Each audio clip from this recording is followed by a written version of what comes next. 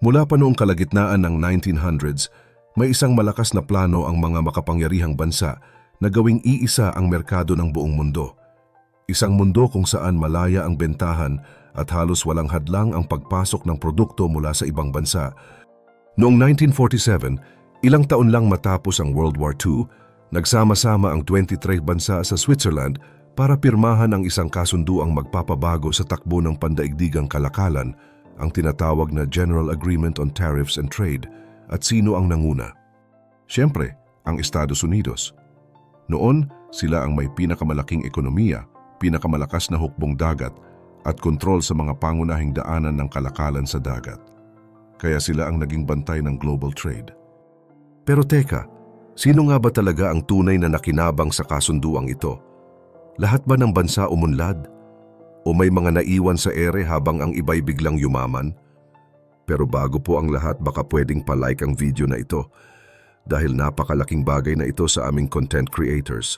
Maraming salamat po. Ayon sa mga ekonomista, kung bawat bansa ay magpo-focus sa mga produktong kaya nilang gawin ng mahusay, mas maraming produkto ang mapoproduce sa buong mundo. Kaya dahan-dahan, binawasan ang mga trade barriers at makikita natin sa datos na mula sa 57% buwis sa imports noong 1800s, bumaba ito sa 7.9% pagdating ng 1947 at naging 2.5% na lang noong 1995 kung saan taon rin ng pagkakatatag ng World Trade Organization. Pero teka, lahat ba talaga ay nakinabang? Kaya dito na papasok ang China. Sa pagitan ng 1988 at 2008, milyon-milyong Tsino ang nakaahon sa kahirapan at naging bahagi ng middle class. Lumago ang kita nila kasabay ng mabilis na pag-angat ng ekonomiya ng China dahil sa globalisasyon. Pero habang umaangat sila, may isa namang grupo ang naiwan, ang lower middle class ng US at iba pang Western countries. Halos hindi gumalaw ang kita nila. Samantala, ang pinakamayayamang 1% sa mundo, lalong yumaman. Makatarungan ba ito? Kung titingnan natin, naging sentro ng pagmamanupaktura ang China simula noong 1990s. Dahil mura ang labor doon, maraming kompanya ang lumipat ng production nila sa China, tumaas ang export ng China lalo na sa Amerika. Umabot pa sa $419 billion ang trade deficit ng US laban sa China noong 2018 na naging pinakamataas sa kasaysayan. Pero hindi lang ito tungkol sa pera. Ito'y kwento rin ng kapangyarihan at impluensya. Gusto ng China ipalabas na lahat ay panalo sa kanilang pag-angat, pero pag sinuri mo ang mga datos, makikita mong hindi ito totoo. Ang Amerika ay sobra ng umaangkat ng produkto kaysa sa inaangkat ng ibang bansa mula sa kanila. Kaya hindi kataka-taka na maraming Amerikano ang nawalan ng trabaho at isa ito sa mga dahilan kung bakit nanalo si Donald Trump noon. Binatikos niya ang unfair trade practices ng Japan at ngayon ng China. Ano naman ang ginagawa ng mga bansang naapektuhan? Nagsimula na silang gumamit ng tariffs ulit bilang panangga. Pero ang tanong, huli na ba ang lahat? Ang krisis na nararanasan ng China ngayon ay hindi lang basta epekto ng pandemya o inflation. Malalim ang ugat nito mula sa sobrang pagdepende sa exports, pagbaba ng kumpiyansa ng investors, at pagbagal ng growth. At kung patuloy itong mangyayari, baka hindi lang ito problema ng China, kundi ng buong mundo. Pero teka, bakit ba laging nababanggit ang China pagdating sa usapang trade deficit ng Amerika? Simple lang, dahil China ang pinakamalaking dahilan ng pagkakautang ng Amerika pagdating sa kalakalan. Bagamat may ambag rin ang mga bansang gaya ng Mexico, Vietnam, Germany, Japan at Canada, napakalaking bahagi ng trade deficit ng Amerika ay galing pa rin sa China. At ang mas nakakagulat, marami sa mga produktong galing daw sa Mexico, Vietnam at Canada, sa totoo lang, mula rin sa China. Dinadaan lang ito sa ibang bansa para makaiwas sa mas mataas na buwis o taripa ng Amerika. Ang tawag dito ay rerouting. Kaya kahit sinasabi ng datos noong 2024 na bumaba na sa halos $300 billion ang trade deficit ng Amerika sa China, ang totoo ay mas malaki pa rito kung isasama ang mga produktong idinaan lang sa ibang bansa. Pero anong epekto nito sa karaniwang tao? Dito na papasok ang mas masakit na katotohanan kung saan ang mga trabaho ang nawawala. Habang lumilipat ang paggawa ng mga produkto papuntang China, mas kaunti naman ang trabaho sa mga pabrika ng Amerika. At habang lumalaki ang kita ng mga manggagawa sa China, napag-iiwanan naman ang mga manggagawang Amerikano, lalo na yung nasa lower middle class. Ang resulta, bumababa ang sahod, nawawala ng oportunidad, at lalo silang nahihirapang makasabay sa taas ng bilihin. Pero teka, akala natin ba'y patas ang palitan? Bakit tila laging lugi ang Amerika? Noong 2001, nang sumali ang China sa World Trade Organization, nangako itong magiging bukas ang kanilang merkado. Pero sa loob ng mahigit 2 dekada, hindi nila ito sinunod. Habang bukas ang pinto ng Amerika sa mga produktong gawa sa China, nananatiling sarado o sobrang higpit ang pasok ng mga produkto mula Amerika papuntang China. Marami ring regulasyon sa China na sinadyang nagpapahirap sa mga dayuhang negosyo, lalo na sa mga kumpanyang Amerikano. At may isa pang mas mabigat, ang pagnanakaw ng intellectual property.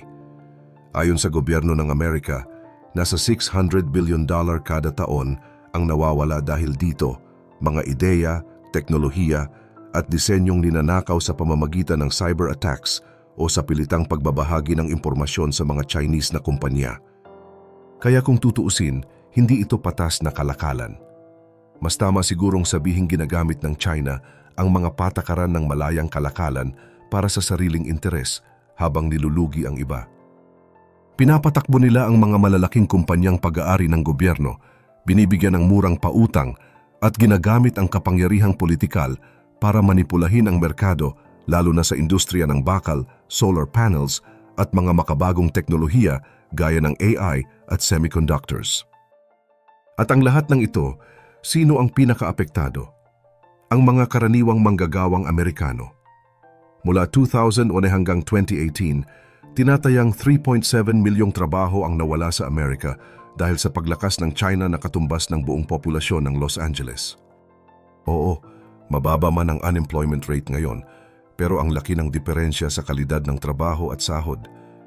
Yung dating maayos na trabaho sa pabrika ay napalitan ng mababang sahod sa serbisyo.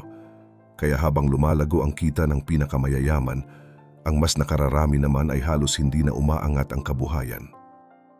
Ngayon naman, pag-usapan natin ang isa pang malaking problema ng Amerika pagdating sa kalakalan, ang trade deficit o kakulangan sa kalakalan. Ibig sabihin nito, mas marami ang inaangkat ng Amerika mula sa ibang bansa kaysa sa inaangkat ng ibang bansa mula sa Amerika.